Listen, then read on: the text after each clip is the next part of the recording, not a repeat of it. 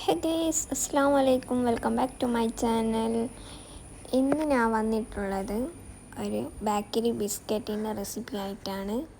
ഇത് എല്ലാവരും വീട്ടിലും കാണുന്ന 3 ചേരുവ കൊണ്ട് ഉപയോഗിച്ചിട്ടുള്ള എളുപ്പത്തിൽ ചെയ്തെടുക്കാവുന്ന ബിസ്ക്കറ്റിൻ്റെ റെസിപ്പിയാണ്. അതിനായിട്ട് ആദ്യം 1 കപ്പ് മൈദയാണ് ആവശ്യമുള്ളത്.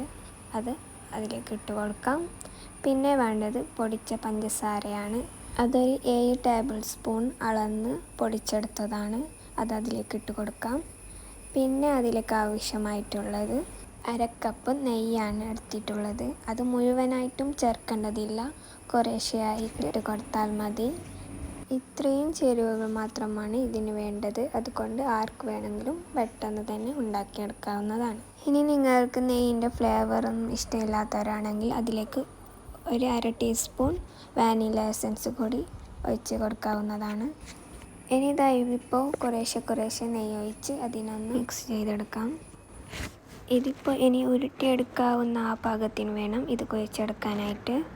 അതുകൊണ്ട് കുറേശ്ശെ നെയ്യ് ഒഴിച്ചിട്ട് ആ ഉരുട്ടിയെടുക്കാവുന്ന ആ പരിഭവം ആകുന്നത് വരെ കുഴച്ചെടുക്കാവുന്നതാണ്. ഇതിപ്പോൾ മാവ് റെഡിയായിട്ട് കിട്ടിയിട്ടുണ്ട്. ഇനി ഇത് കയ്യിൽ ഒന്ന് ഉരുട്ടിയെടുത്ത് അതിനെ ബിസ്ക്കറ്റിൻ്റെ ഷേപ്പിലൊന്ന് ആക്കി കൊടുക്കുന്നുണ്ട്. ഇനി ബാക്കിയുള്ളതും കൂടി റെഡിയാക്കി വെക്കാം. ഇനി ഇതിൻ്റെ മുകളിലേക്ക് കുറച്ച് ഭംഗിക്ക് വേണ്ടി ഞാനിവിടെ ബദാം ക്രഷ് ചെയ്ത് ഇട്ട് കൊടുക്കുന്നുണ്ട്. ഇനിയിപ്പോൾ ഞാനിത് ഓവനിലാണ് ബേക്ക് ചെയ്യുന്നത്. അതിനായിട്ട് 180 ഡിഗ്രിയിൽ 10 മിനിറ്റ് പ്രീ ഹീറ്റ് ചെയ്ത ഓവനിലേക്ക് ഇത് വെച്ച് കൊടുക്കുന്നുണ്ട്. ഇതിന് വേണ്ടത് 140 ഡിഗ്രിയിൽ 20 മിനിറ്റാണ്.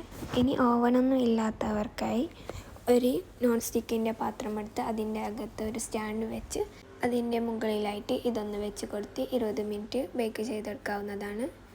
ഇതിപ്പോൾ 20 മിനിറ്റ് ആയിട്ടുണ്ട്. ഇവ നമുക്ക് എങ്ങനെ ഉണ്ടാകുമെന്ന് നോക്കാം. ഇതിപ്പോൾ നല്ലതുപോലെ കുക്കായി വന്നിട്ടുണ്ട്.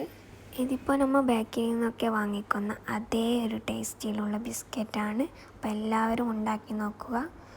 അപ്പോൾ എൻ്റെ ചാനൽ ഇഷ്ടമായാൽ സബ്സ്ക്രൈബ് ചെയ്ത് സപ്പോർട്ട് ചെയ്യുക. ഇതുപോലെ റെസിപ്പിയായിട്ട് വീണ്ടും വരുന്നതാണ്. അപ്പോൾ അടുത്ത വീഡിയോയിൽ കാണാം. ബൈ.